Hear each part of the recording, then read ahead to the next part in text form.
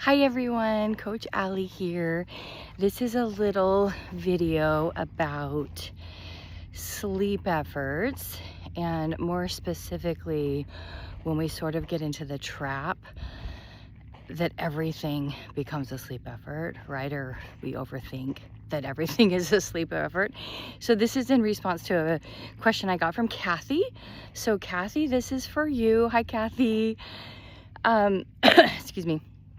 So when we are going through recovery, and of course this is a prolonged journey, there is a point where we have all the education, we know all the things, the knowledge is there, right? We've got the cognitive understanding, and then it's almost like these principles, this education can sort of start to work against us. In the beginning, it was so helpful, and it was like demystifying everything. We didn't feel so alone, and just that was just such a relief, such a decrease of pressure just by understanding what was happening. And then we get all the education and we really understand, and we start applying some of these principles, and things might start to get a little bit easier, right? And then our fear actually gets smarter too, right? So now it's not, so much about being awake at night. We're more okay with that. But then it's more, well, what about the next day? Or what about this thing you're doing? That's a sleep effort. We shouldn't be doing that. What about this? What about this? So we start to get into this little trap where we're overthinking everything about our recovery.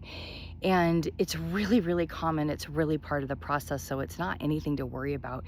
What we have to keep in mind is we really can't do this wrong, right? Everybody's journey is going to look a little bit different, but there's no wrong way. It's always what's best for us. It's what feels the best for us. But when we're in this stage where, we've got all the education, we've kind of maybe hit a lull, we feel a little bit stuck, and we're overthinking these principles now. And sleep efforts is one of those that I see this happen all the time. We get into this trap, right? Starting to think that everything is a sleep effort when it's just something that we want to do, right? And there's nothing inherently wrong or bad with any kind of a sleep effort anyway. It's just to get you to understand that sleep is always coming from your body, not an outside source, because that's not possible.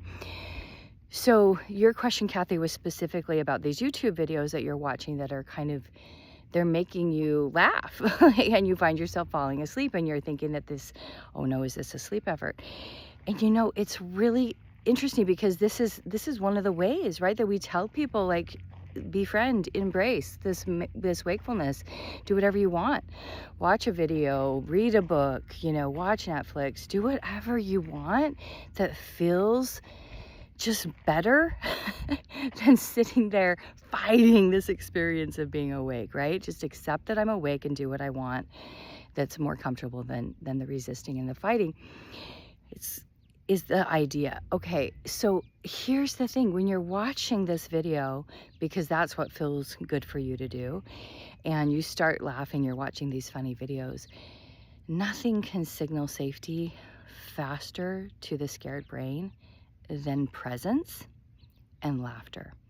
Because when we're in the present moment, when we're actually like re-engaged, the prefrontal cortex comes back online, the fight or flight mechanism starts to quiet down, and we're laughing. We're present enough to take in the moment and laugh. This is actually huge. This is a big signal of safety to the brain.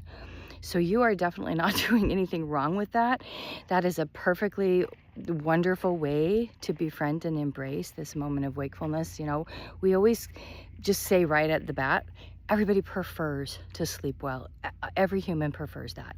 But since we don't have direct control over when and how sleep comes, when we find ourselves awake at night, this is that befriending concept, right? This principle. We do whatever we want to do to make ourselves comfortable within the discomfort. It's not that the discomfort's going to go away, but we can make ourselves more comfortable within that moment within that experience, which is what you're doing, Kathy. And there's absolutely, I mean, that's actually great.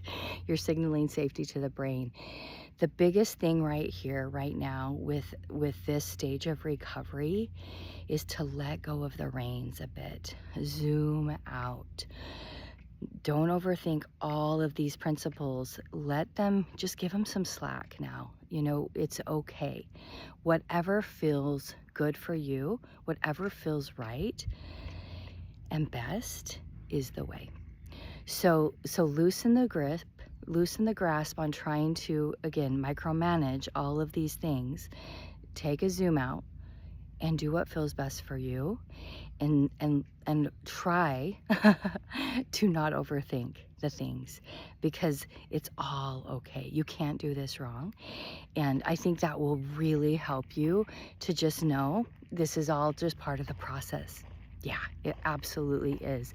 And we all go through it. So I hope that helps, Kathy. And thanks so much for the question. And I'll sign off for now. Thanks so much. Leave more comments and questions. I'll answer them just as soon as I can.